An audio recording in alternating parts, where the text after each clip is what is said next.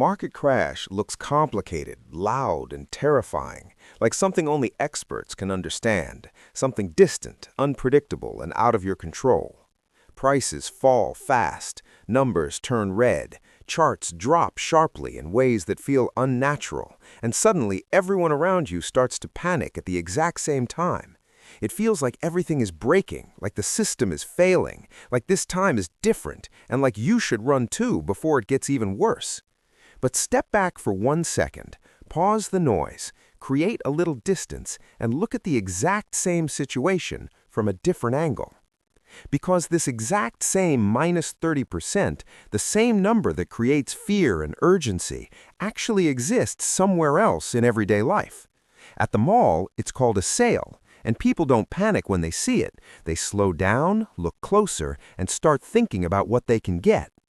Same number, same percentage, same exact math. But somehow it creates a completely different emotional reaction in your mind.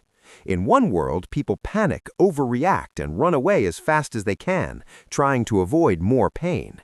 In the other world, people walk in slowly, thinking clearly, comparing options, even feeling a sense of quiet excitement. The difference is not the price itself, not the percentage, not the situation, it's the perspective you choose to see it through.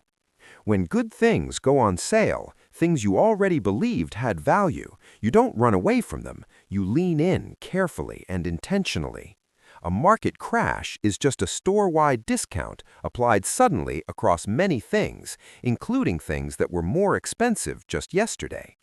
And when enough time passes, quietly and gradually, without noise or panic, prices return to normal again, just like sales always end.